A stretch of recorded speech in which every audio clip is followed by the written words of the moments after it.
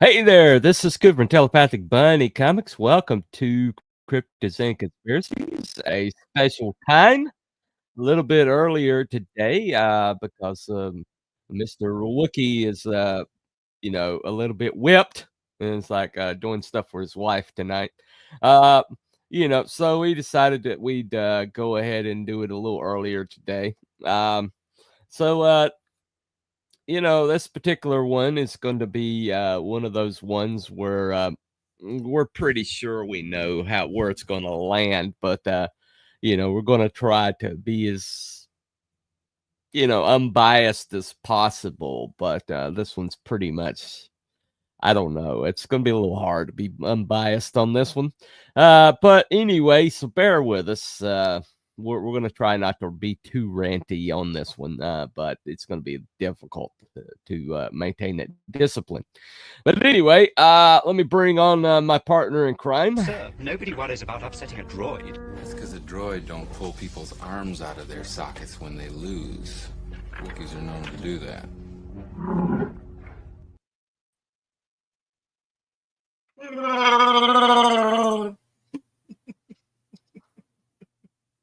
Hello.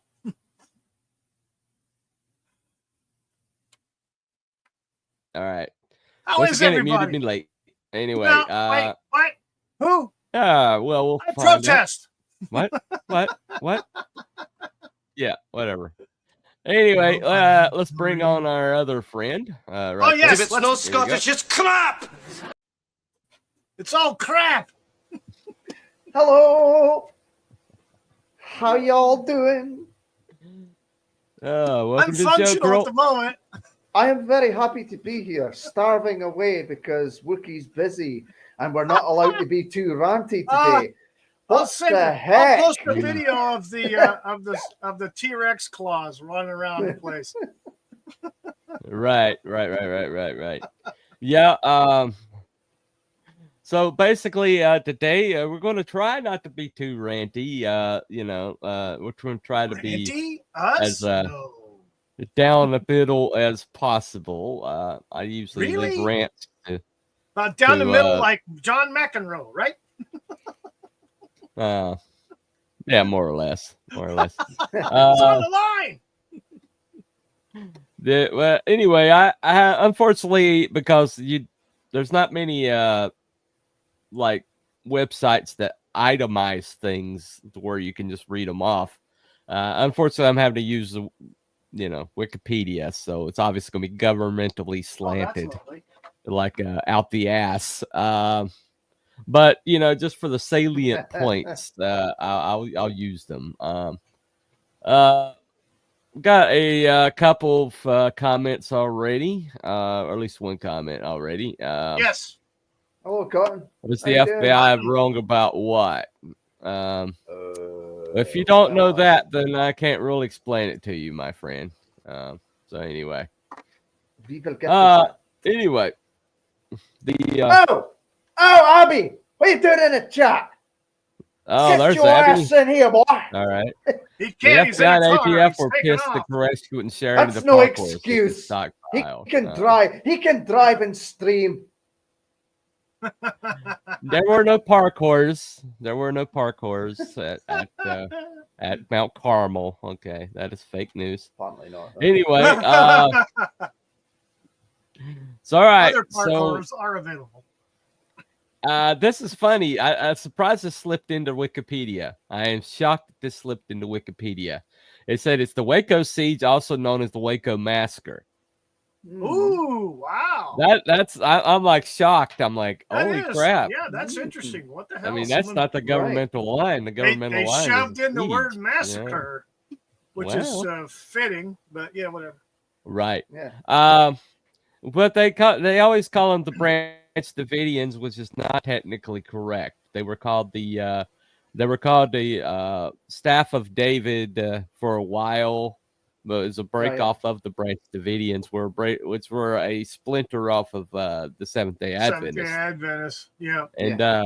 And after Koresh got in charge, now Koresh was a kind of like a waif, his entire life. He was you know, subject to abuse, evidently from his almost from his infancy, with a stepfather abusing him up till he got into his grandmother's custody. But then when he was in school, evidently he claimed that he got abused at school.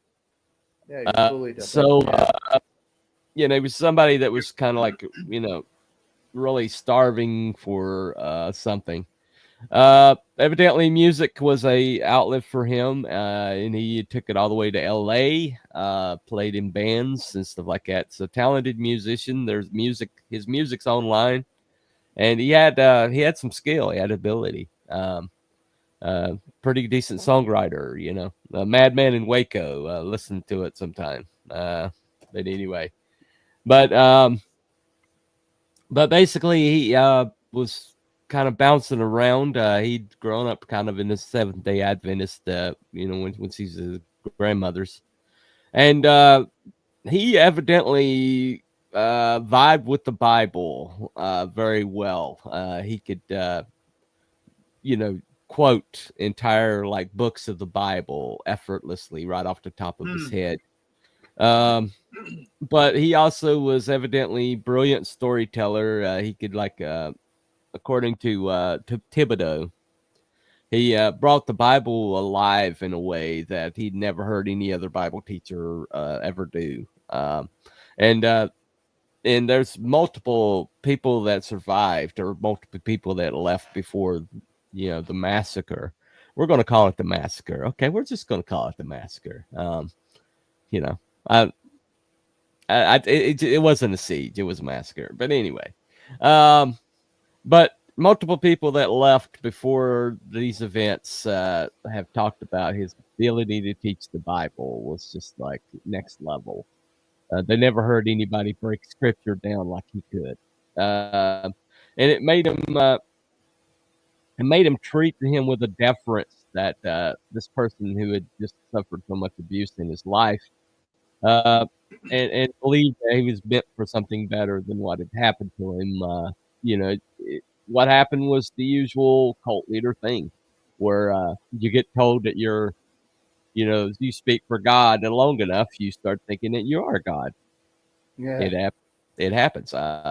It happened to Satan. The very first, you know, crime, according to the scripture, is that Satan was being praised, or he was as Lucifer. He was like, you know, translating the praise to God. You know, that people were like, and so much so he started coveting the praise for himself, and started thinking he was up there equal to God, and that's why he fell. So anytime you raise somebody up to that level, and start, you know, believing that they speak for God, I've seen it happen with pastors that I've had in the past, where people like, oh, you don't talk against the pastor, don't speak against the pastor, you know, or something like that. And it can happen to anybody, you know. I mean, and the usual cult leader stuff happened. He started, you know, like taking wives, you know, multiple, you know, wives, and started. Some of them were below the legal age of consent. Young wives, lots of them. Yeah. Yeah. Well, 22, I think, was the number that I've only 22. I've seen. Hey, RJ. 22. Wow. Only. Yeah. He was just a little. 22 was the number that. Yeah. Well. But the thing about it was the rest of that's super scale adultery on so many levels. Oh, yeah.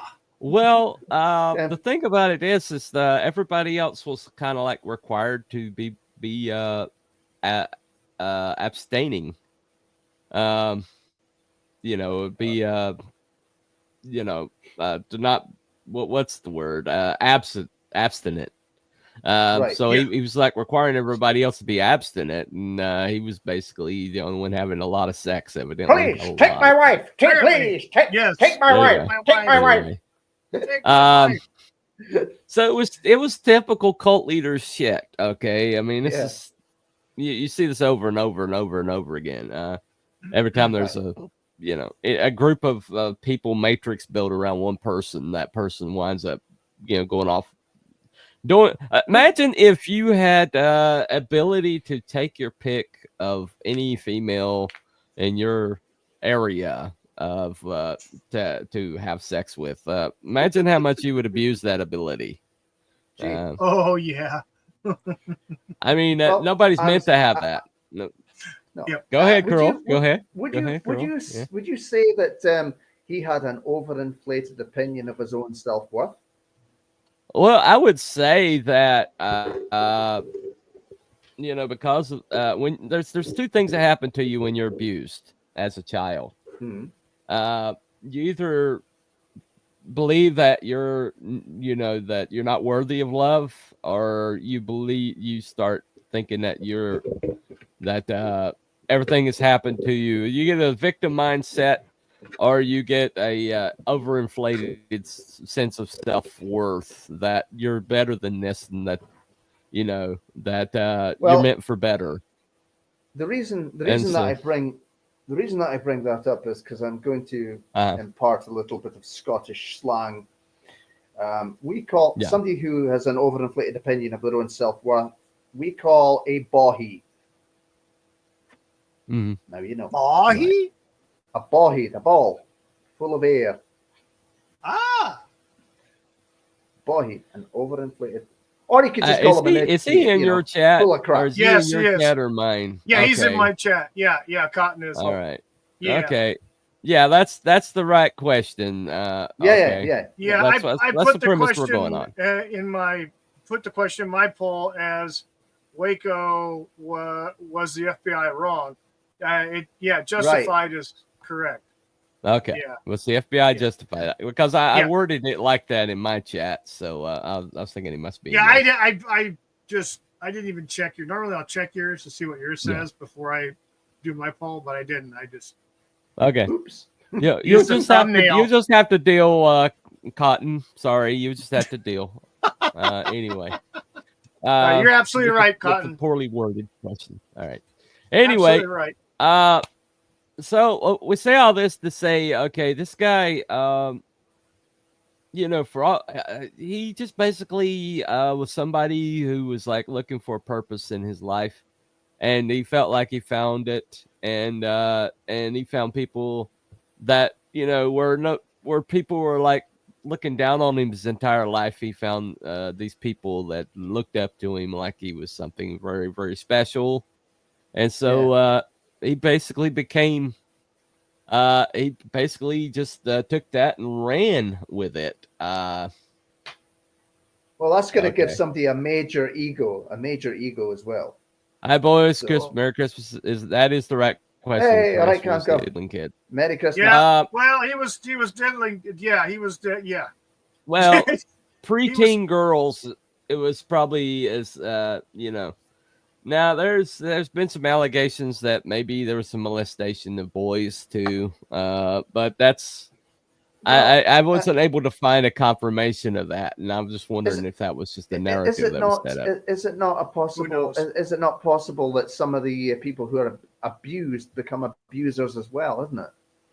I heard that. Yeah, it's somewhere. possible. Yeah, I mean, it's entirely possible. I'm not It's a saying it's not likely outcome. possible. I just supposedly I was looking for like some kind of like a report or some kind of like official statement that one of the survivors had made, but I couldn't find that. So I'm just, it's just merely an allegation that maybe there have been some molestation of boys. Yeah, too. preteen girl. Yeah, you're correct. Yeah. Yeah. Right. Yep. Right. Absolutely. I'm not identifying the guy at all, Cam. I mean, don't think that I'm giving him a walk on this. That's why I'm bringing this up first. And absolutely, the guy should have been arrested. He should have been taken into custody, and he should have gone to trial over this stuff. Okay. Yep. Absolutely. Yeah. But absolutely. But why they closed the case on it after they visited the compound and all the family and all the parents, signed off and said that there's nothing going on. And so they that's all they could do is like do an investigation, and they closed it. But the ATF opened an investigation. That's one of the only 2 clips I've got. I'm gonna play that right quick. So 1 second. This is from Thibodeau. David Thibodeau is one of the only people that made it out. So let me play this right quick. For a year, living on the property. And we took all the little houses down there, a bunch of little houses. We built that big house in the course of the year that I was there. Koresh had met someone named Henry McMahon, who was a licensed firearm dealer. And Henry kind of showed him the ropes and a couple of the guys the ropes of the gun business they started going to. All kinds of gun shows, and finding out that they could make quite a good profit, especially at the time Congress was passing a bill that was going to make certain ammunition very valuable. So they started to get into the business of things. And before, a couple people that had firearms, but it wasn't a huge deal, that it kind of became that last year. So it ramped up pretty quickly. But living there, we would see helicopters fly around the building, and we'd see people taking pictures of us and stuff like that. So, we knew that something was afoot.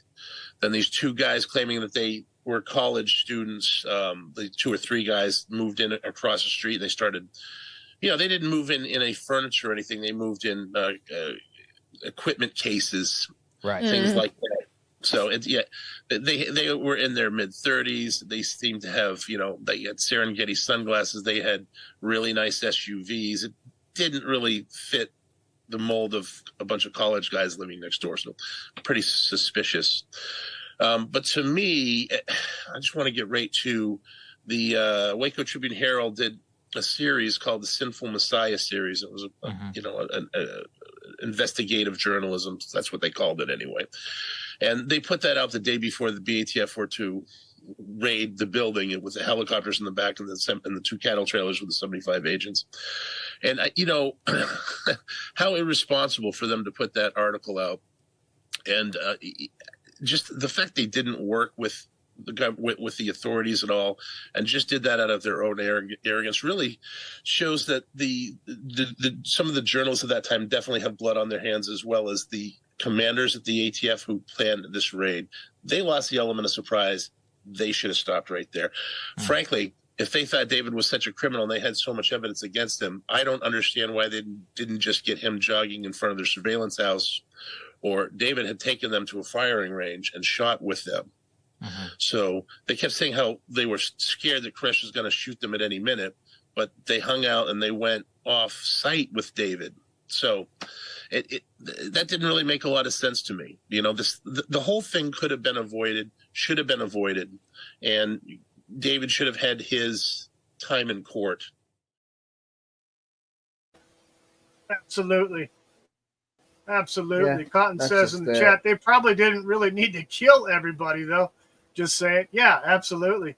Cam says, brainwash people will drink the Kool-Aid.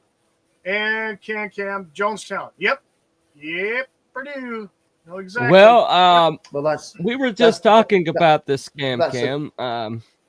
We were just talking about this. You got Heaven's Gate. Heaven's Gate was a suicide cult. So Heaven's Gate, exactly. When they quietly committed suicide. They said their goodbyes. They recorded their videos and they committed suicide. Jonestown, the first time there was a conflict, they had been trained to commit suicide. They had been, they called them white knights, where they would, pretend to do suicide, and they would drink, Kool-Aid, and then they would go lay down, and they were being trained to do this. They were being trained to, eventually come to this end, and as soon as there's a conflict that arisen, that's what they went through with their plans. It was organized. It was, planned out. If this was a suicide cult, which is what's been alleged, then this would have been over the first day. Yeah. As soon as they were surrounded and as hopeless as the situation was, clearly, as many. I mean, they were surrounded by an army. They're surrounded by 5 branches of government. Okay. Yeah, there you go. All right, bye, Cam.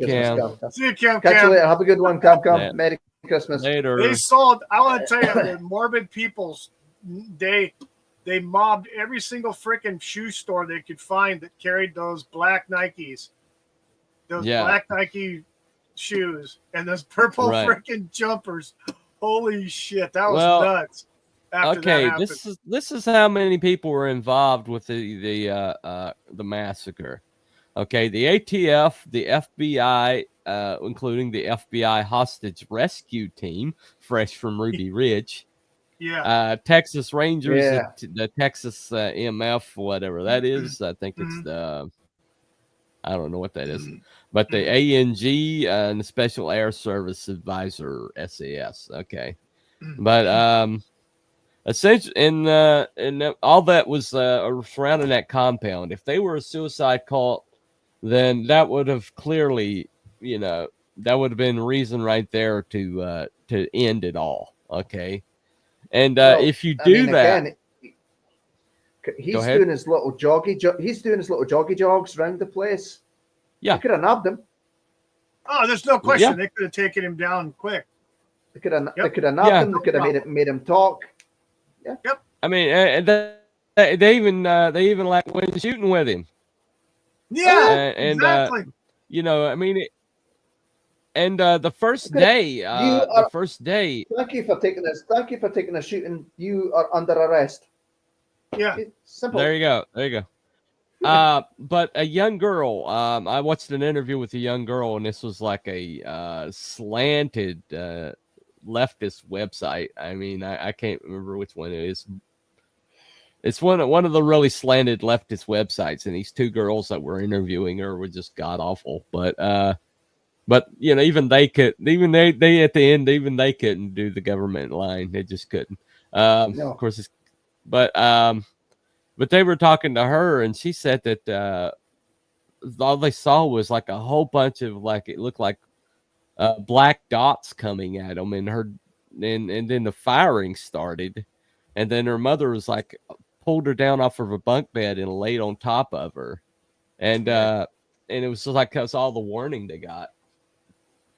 And then suddenly it was on, and so basically, there was very little communication that happened, and what I understand, according to the survivors that have testified, that basically there was a short demand for surrender.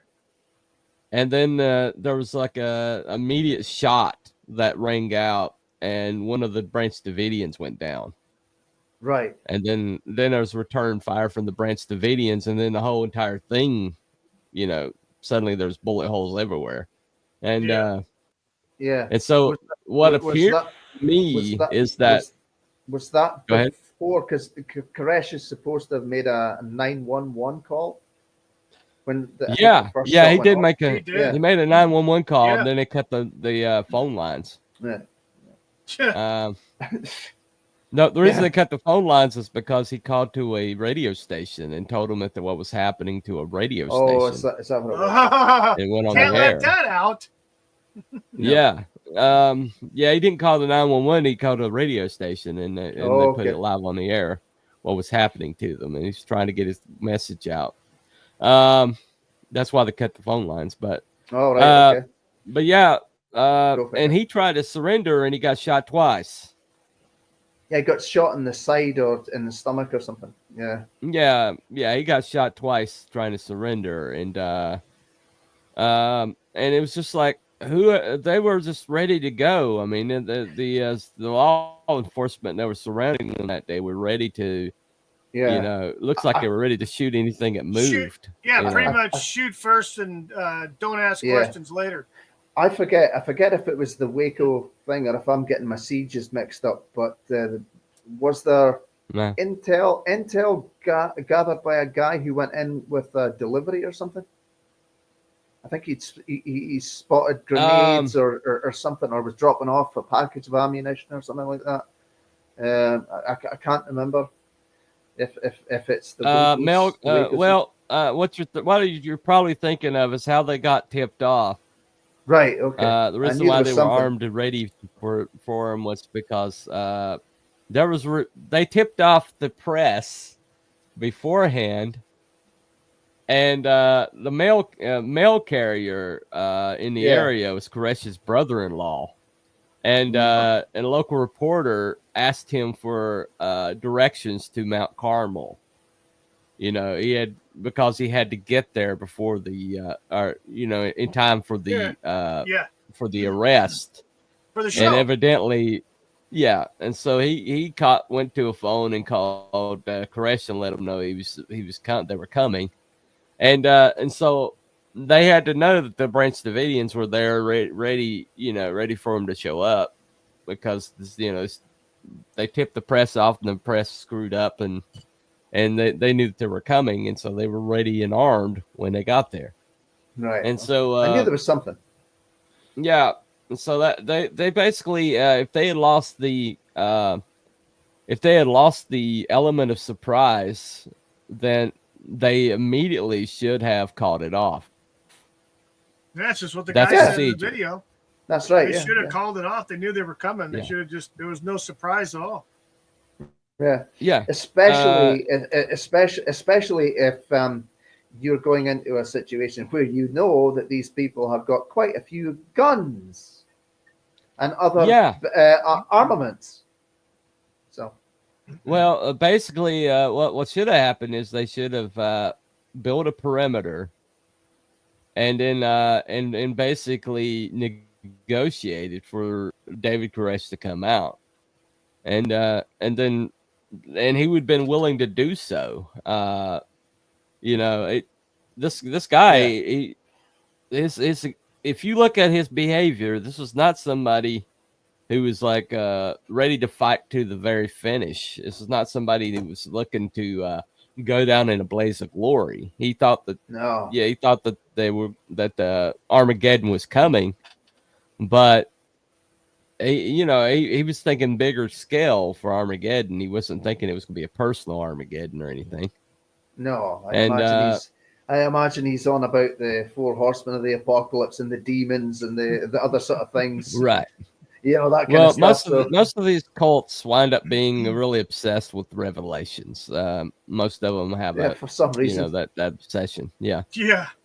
Yeah. And well, during the course of the siege, there's one time where he asked for more days. They would all walk out of the compound if they would give him enough time to write his dissertation on the 7 seals. If they would give him time to write that, at the end of those, this is for 14 days to do that, and at the end of the 14 days, they would have walked out peacefully. And some of the survivors, when they came out, they were carrying part of it, saying, "Look, he's working on it. He's working on it. He's working on it. Call it off."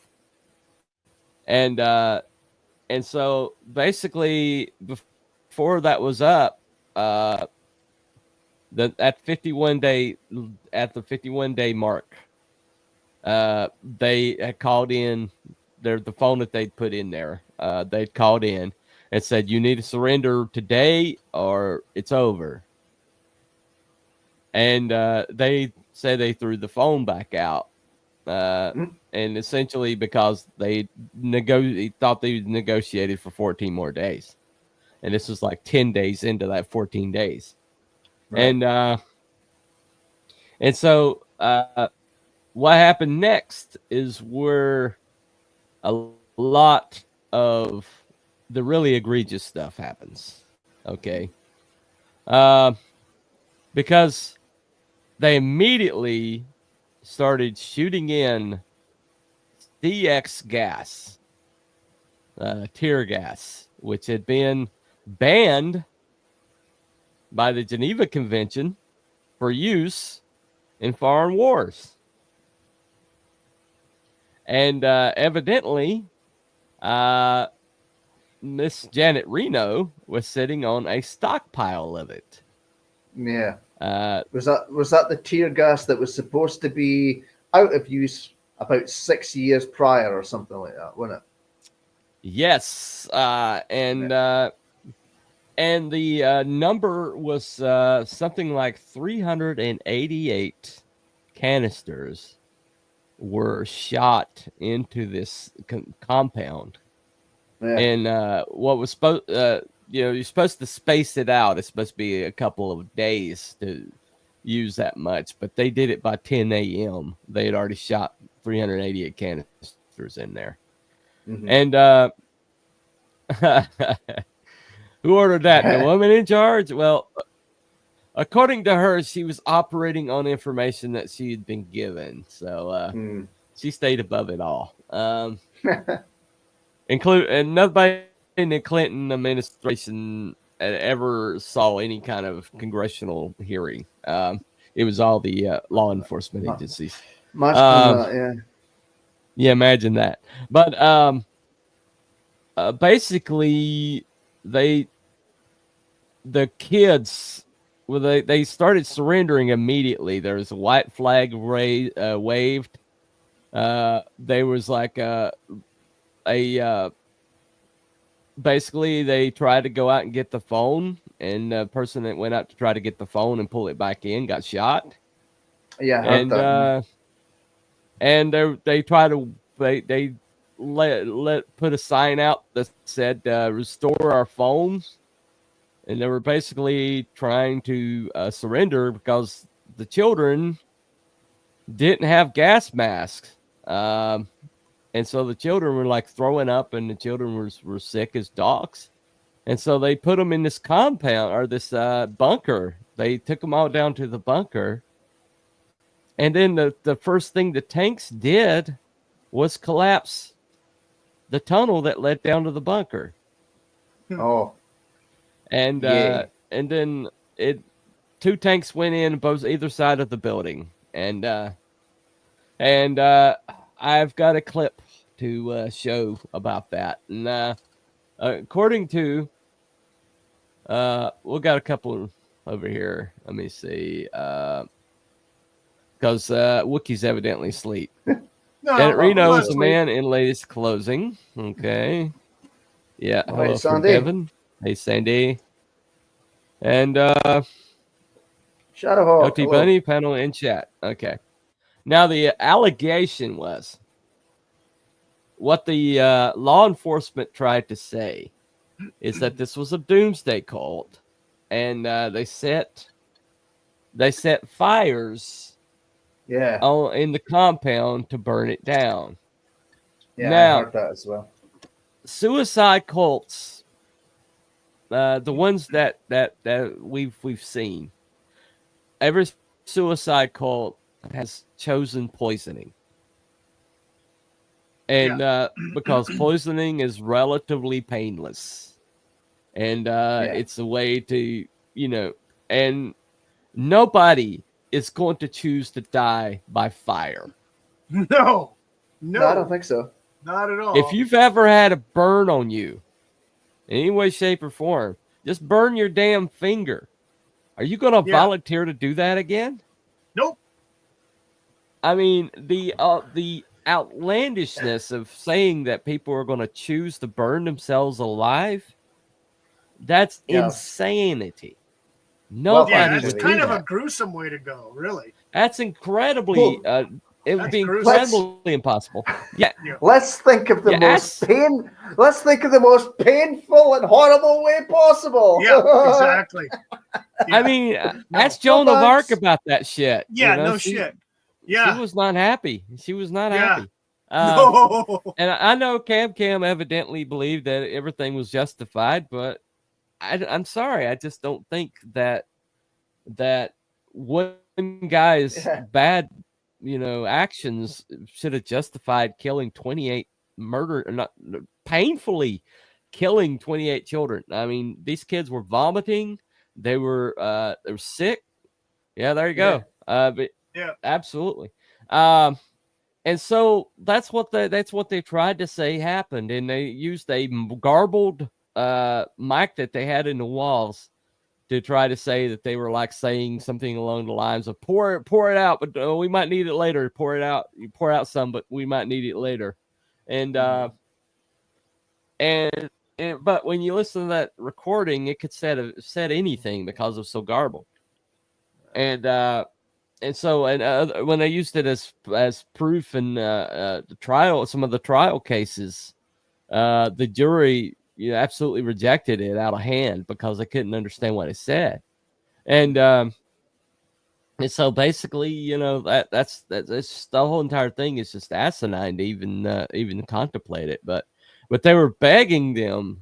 We do know for a fact that they were like saying that the children were trapped. And when they found the bodies later, the majority of the bodies were around the hole where the women and children had gone down. That was blocked off by the tanks. And so most of the people died trying to free the kids, trying to free the children from the great down there. Doesn't sound like a doomsday cult to me. Doesn't sound like a suicidal doomsday cult to me. That's for sure. You don't rescue people if you want them to die anyway. You just it's a real stupid one if it was. That doesn't make sense. Cam. The timing's all wrong. Oh no. Well, but anyway, well, all right. And I just played that. I just did that. Anyway. All right. I mean, go ahead.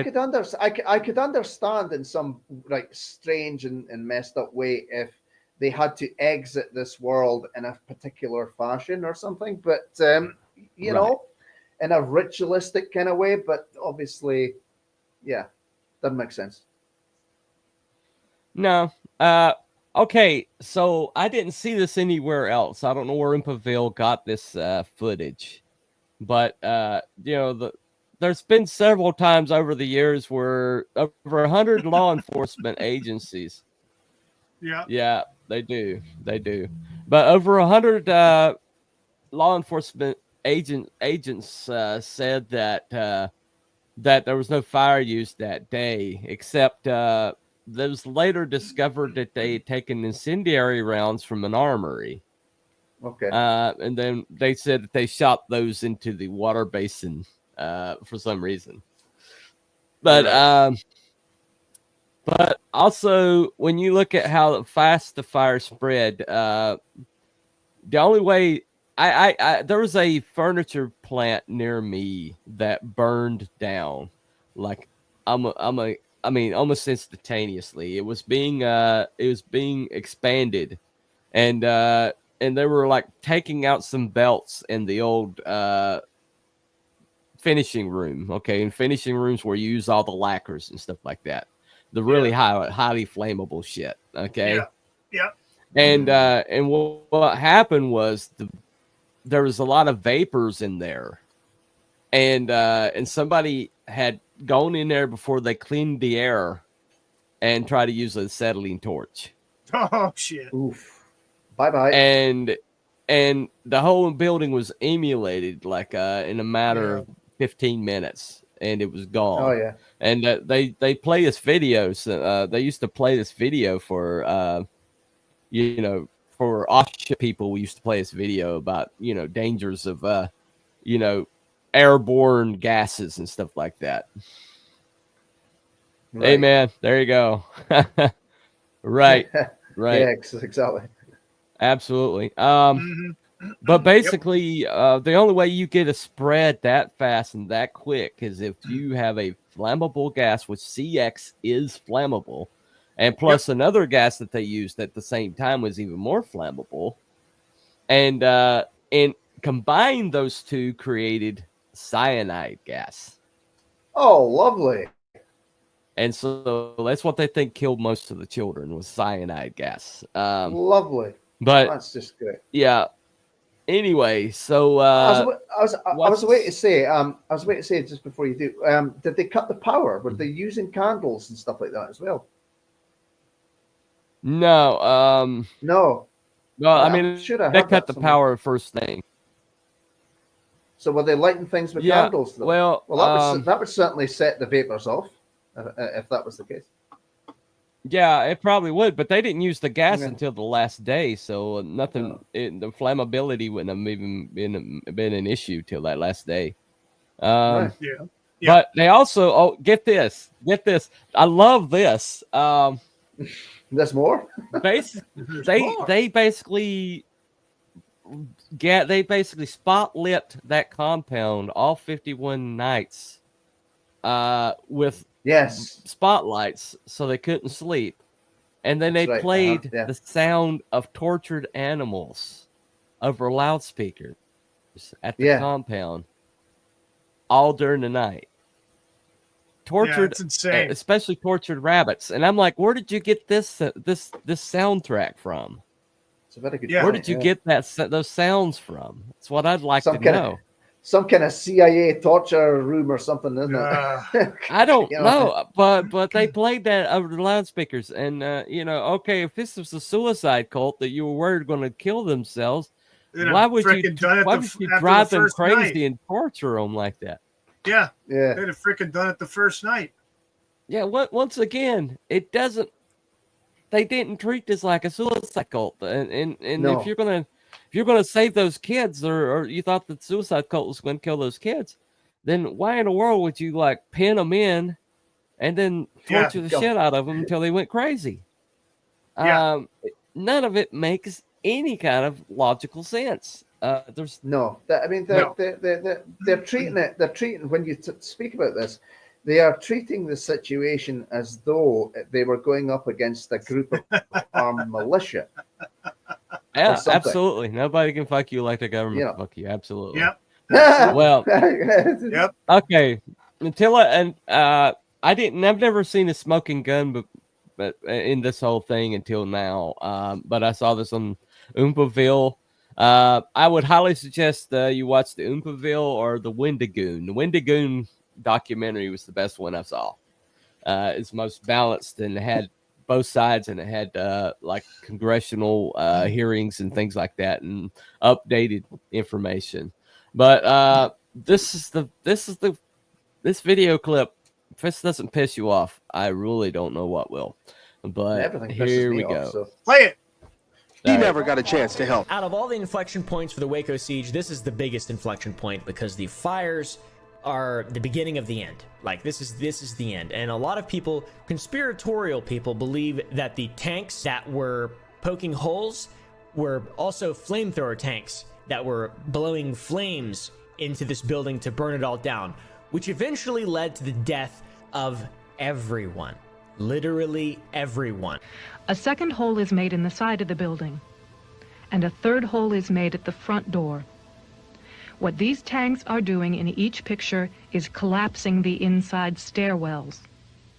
The following footage proves beyond any doubt that the tanks intentionally set the house on fire.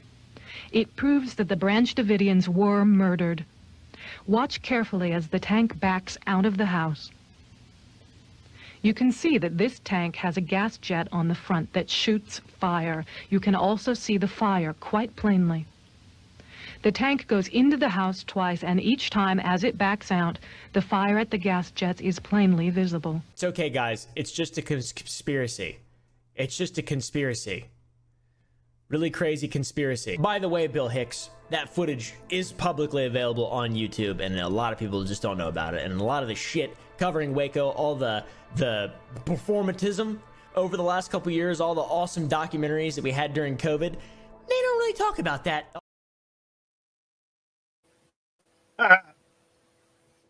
Well, the interesting thing about the fire there that you see is if it were the flow of oxygen going in, it would come out like this. It wouldn't just come out in a line.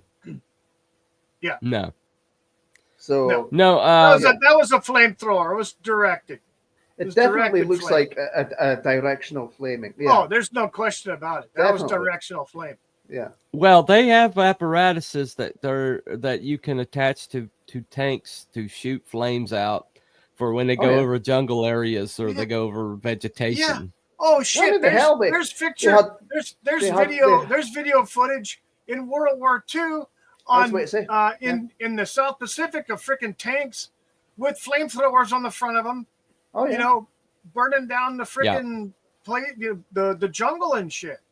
So back in the 40s they had the technology. What the hell do you think the technology was like back then in '93? Yeah. Hell of a lot more advanced. Yeah. Absolutely. Yeah. Well, they've had flame tanks since World War II. We all know that. Oh yeah. Oh yeah. Yeah. Hey there, man. But the Thibodeau made a point that I never heard before, but I wanted to get that clip, but I ran out of time. But he said that the tanks, before they went into the buildings, had done a circle around the compound to make a fire break. Right. And so why would you do that if you weren't planning on creating a fire? But then he said that if you ask any kind of fireman, okay, if they want something to burn to the ground, thank you for contributing, Wookie. You're welcome. If you want to burn something to the ground, the best way to do it is to break out the windows on opposite ends. Now, if they do controlled burns. That's what they do. They basically make a what's called a wind tunnel effect. Right. And so when you look at where the tanks went into the compound, they went in on opposite ends of the compound. And so you got CX gas, 388 canisters of CX gas already thrown in there. And these guys are begging to surrender. And then they back out and you see flamethrowers shoot out from the tanks. They were not supposed to get out of there. And then afterwards, of course, the tanks took out the stairs, as it said in the video, and on the video I watched. And obviously, that's left people trapped upstairs as well. Yeah, they took out the stairs for upstairs, and they also collapsed the tunnel that led down to the bunker, trapping the children and women. And to the last breath before they died, the men were trying to clear that tunnel. And not a doomsday cult behavior. It's not doomsday cult. Seem like it, does it? No, it almost seems as if the government wanted to kill every single freaking human there, no matter what. Well, were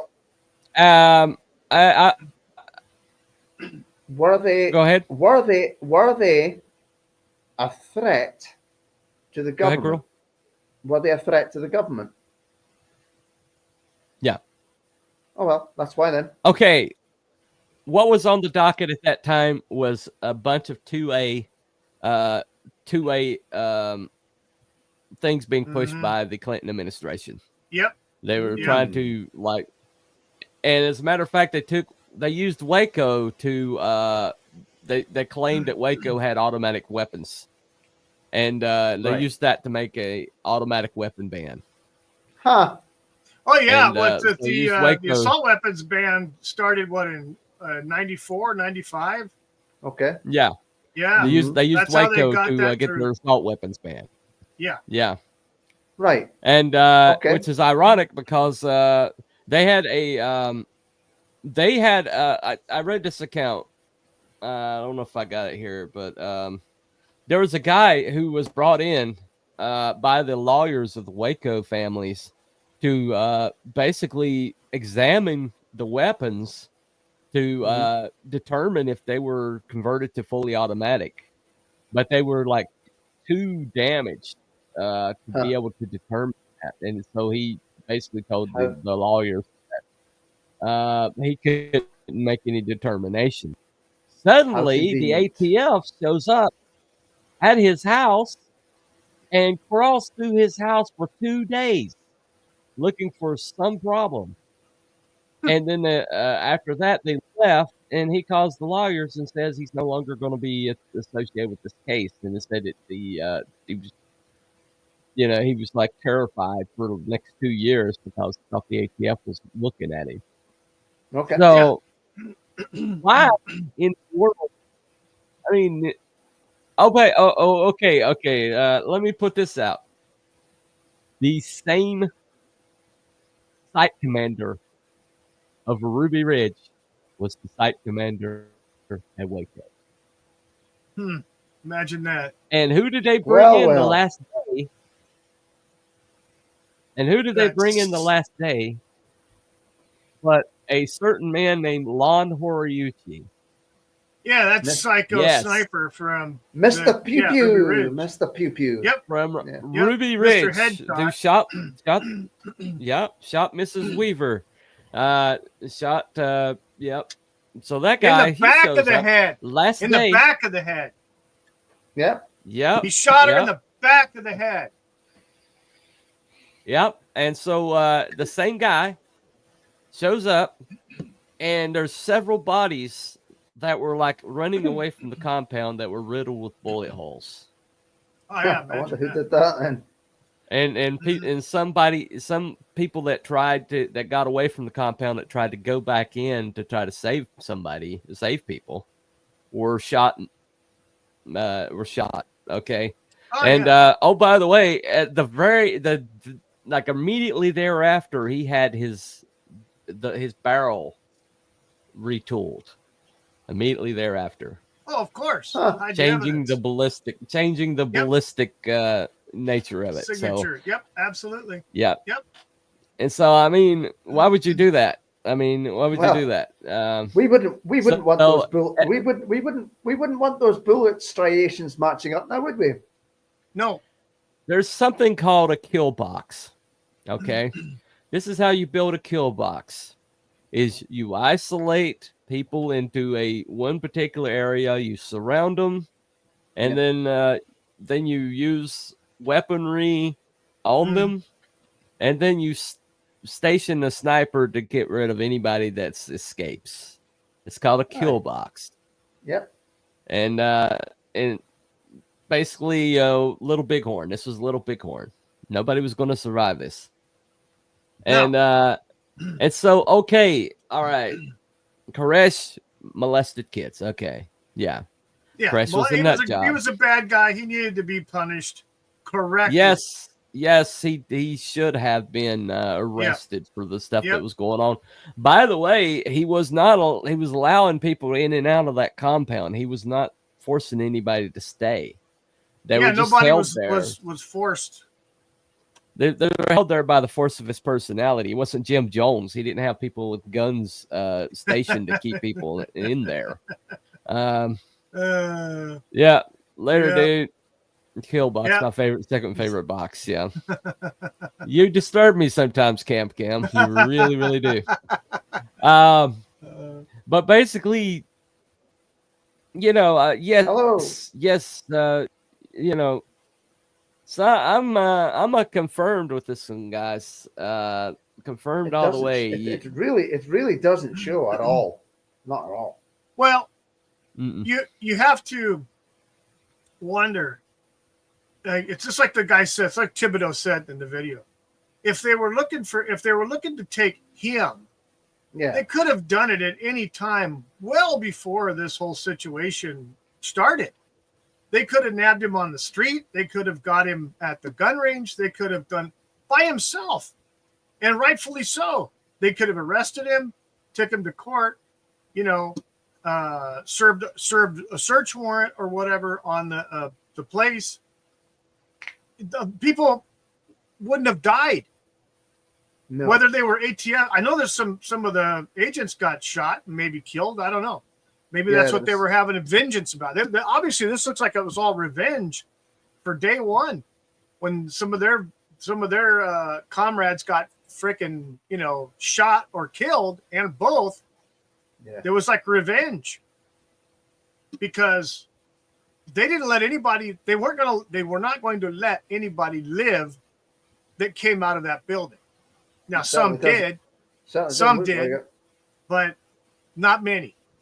And then for them to allow the children to be murdered, basically massacred, it's pretty freaking reprehensible. But just like what B-Dog said, nobody can fuck you like the government can fuck you or kill you. Yeah. Change the word fuck to kill. You know? Yeah. And they do it, with impunity in these situations because there is what's called immunity. These people in these agencies get immunity. So none of these people that murdered these children, that caused the death, that set the fire, none of these people were held accountable. Not one single agent from any agency was held accountable for the murder and massacre of women and children, unarmed, trying to hide from being killed in the first place. Yeah. Well, yeah. There you go. Well, I mean, if you say you're doing it for the children's welfare, that doesn't line up. Or if you said that you say you're doing it for because of the illegal weapons, well, that doesn't line up either because they destroyed all the evidence when they torched it to the ground. The only thing that makes sense is that after a certain point, seriously, derelict, but after a certain point, they had violated over 51 statutes of law enforcement statutes to do this, and the only way that they could do the cover up that they did was for nobody to be alive to testify. Yeah, pretty much. Right. Yeah. They were exacting revenge because their agents fucked up, stormed the building, shot a whole bunch of shit holes in this place, and then they got shot at and hit and killed. So now they were pissed off, and so they pretty much, like I said, they pretty much murdered everybody. They still had the black eye from Ruby Ridge. Had the black eye from Ruby Ridge. Yeah. And that was Ruby Ridge. They wonder why Gen X doesn't trust the government. Oh yeah. This was 90. This is like what 93 when Ruby this Ridge happened. was like 91, and this was 93. That's like prime Gen X. That's our formative years right there. I mean, goodness gracious. And then it's like, take a vaccine, and most of the Gen X said, hell no. Yeah. And then that's why our generation's starting to take over because all the boomers died taking the vaccine. Yeah. See you later, Come. Hey, later, dude. but basically, my way I worded it was the FBI overreached ? Did the FBI overreached? And then it's like, is it confirmed? Is it just the FBI, the ATF, and everybody else that was involved in it, especially the feds. The FBI ultimately is in control of everything, and once it became a siege, that was FBI's baby then. Well, I mean, what we know about the FBI these days, when you look back, it's just absolutely. Guess who showed up in the congressional hearings, giving the ATF and FBI a pass? Oh, Bill Barr. Joe frickin' Biden. Oh well, yeah, but Joe Robert. Bill Barr was the one. Bill Barr was the one protecting all these agents. Right. Yeah. And using qualified immunity as the out for every single one of those agents who committed murder. Well, what we have here is a deep state of intelligence agencies that had gone rogue during the probably through the Bush administration and all the way into the Clinton administration, and this because the same people that handled Ruby Ridge handled Waco, and if you look there's a lot of hanky stuff that happened around this time. Yeah, and as a reaction to that, Timothy McVeigh, planted, parked the truck bomb outside of Oklahoma. Allegedly, Timothy McVeigh. I mean, okay. That's a subject for another video. But allegedly in Oklahoma. Here's the thing: everybody needs to remember, and some people didn't even know this or don't know this, but Yeah. Bush 1, Bush 41, Yeah. okay, was Reagan's vice president for 8 years and became president for his 4 years. Yep. Before that, He was CIA director. CIA from the 60s, from the 1960s. Okay? He was CIA, and once you leave, you don't leave. No. No. So yeah, nobody leaves the agency. Really, we look back at all these different pieces of things that have happened. You know, whether they affected us personally or not, whether we claim that they're government scandal or not, whatever.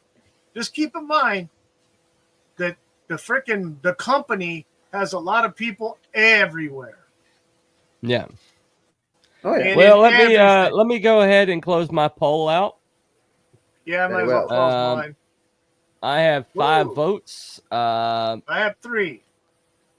All right, I'm going to close it out. If you got votes that you want to get in on the poll, I'm going to close it out in 5, 4, 3, 2, 1. Ending poll. All right. Obviously, I think it's we're all confirmed here. I take it. So. No, I've got a couple there in the middle here. Well, I was referring to all 3 of us, but okay. Yeah. Yeah. So let me give you my numbers real quick, Bunny. All right. I got 3 votes. I got 3 votes. I got 2 for confirmed.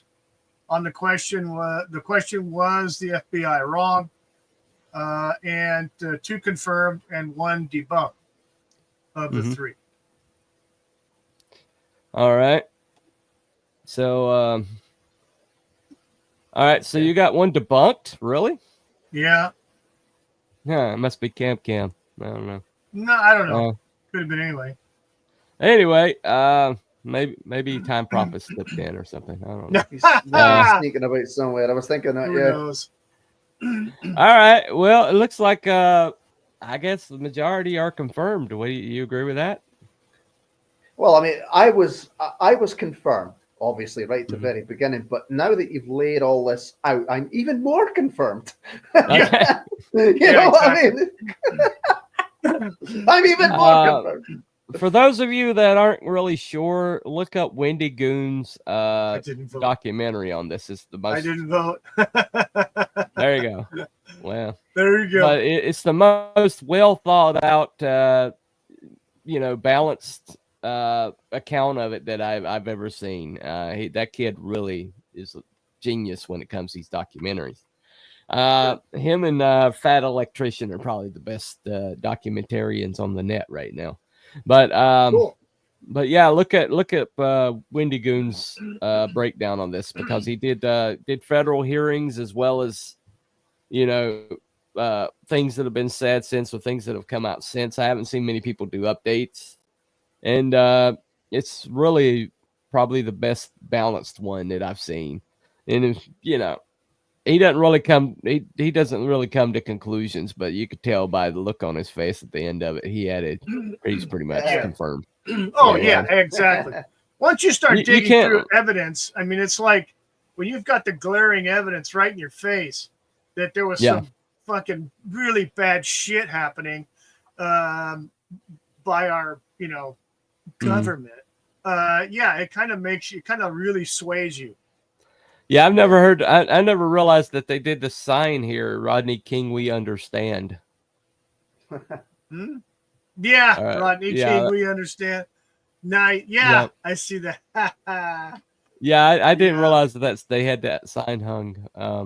But well, yeah, I mean, Rodney King's another LAPD thing right there. I mean, it's like law enforcement just lost its freaking mind early in the 90s, man. Yeah, it took one of the officers to kind of like step in and say, "Hey, I think we beat the shit out of this guy enough." But I mean, there's a lot of shady shit going on around in the late 80s, early 90s. Yep, There's a lot of shady stuff going on. A lot of stuff. Yep. Kind of like what's going on now. Imagine that. Imagine that. The more things change, the more they stay the same. Yeah, and it always seems to happen. They had the Carter administration. We had all that stuff happening. You know, the Iran, hostage crisis and some other stuff. Gas prices going up through the roof and things like that. Then we had Reagan years that seemed to be pretty swimmingly, and then we hit the Bush years and all sorts of weird stuff started happening. And Ruby Ridge into Clinton. When was the first school shooting? Wasn't that in 1989? The very first school shooting by a student in the United States? I think it was 1989. Yeah, I think it was. Yeah, Columbine happened in mid-90s or early 90s. Columbine had like 91, 92, I think. But this one, the very first one, recorded one that I can recall, was in 1989. And who was president then? George. That'd be Bush. Yeah. That'd be Bush. Bush 41. Well, I mean, was in charge. Well, we had the Dunblane school shooting, and that was in early 90s, I think, if I remember. And that was what pivoted the government. And what happens? Ban the guns. Yeah, exactly. Yeah. And so in England, when the stuff happens, they suddenly ban the guns. But in America, you can't really do that because of the Second Amendment. No. But every time they do the school shooting, like it's like the one that happened in Houston, outside of Houston, or outside of Austin, was that of Uvalde, right?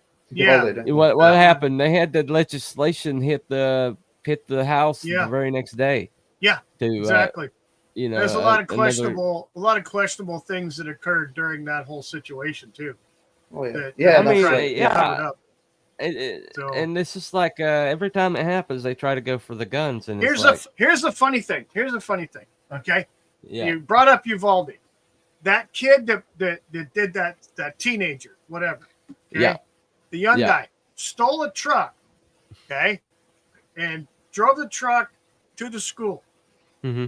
Just so happens that school has security doors, and for some freaking reason, the door was left either unattended, unlocked, or propped open. I think it was propped open.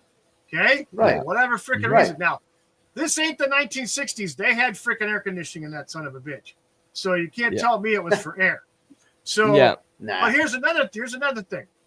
You have a guy who's no job, steals a pickup truck, but he's got can't afford an AR for $3,000. No, a $3,000 AR-15.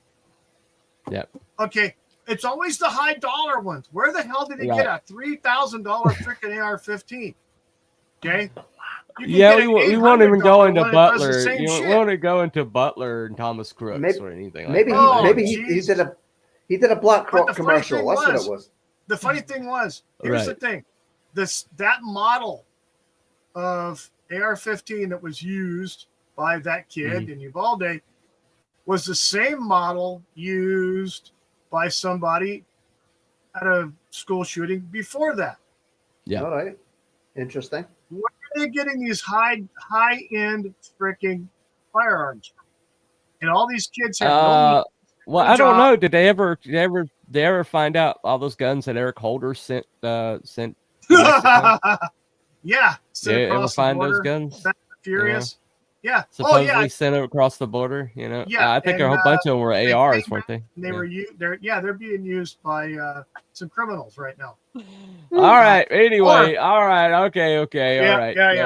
Yeah. So let me play. Let's play.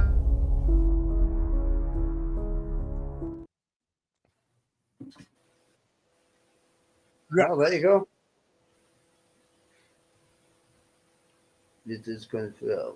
All right. Thank you all for coming this special time this afternoon. Looks like we got some pretty good eyes until we hit around noon, and then everybody dropped out. So I guess we'll get lunch. Pretty much. But thank you all for coming. Wookie, have fun being cucked out by your wife tonight. And I'll be live streaming tonight. Okay. If I have another sighting of the Santa Rex. T-Rex wearing a Santa suit walking around. There you go. Enjoy your PlayStation 5. I'll certainly try. I'll be getting away to get something to eat in a minute. Yeah. So.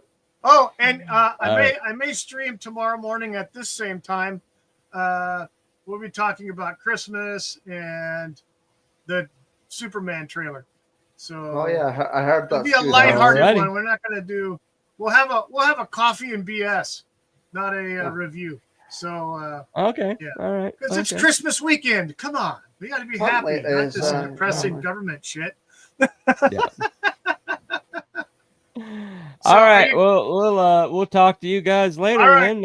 Then, everybody, thanks everybody in the chat. Have a good Christmas, have a good everyone. one. Have a Merry Christmas, everybody. Bye, everybody. Bye bye. Later. Bye bye.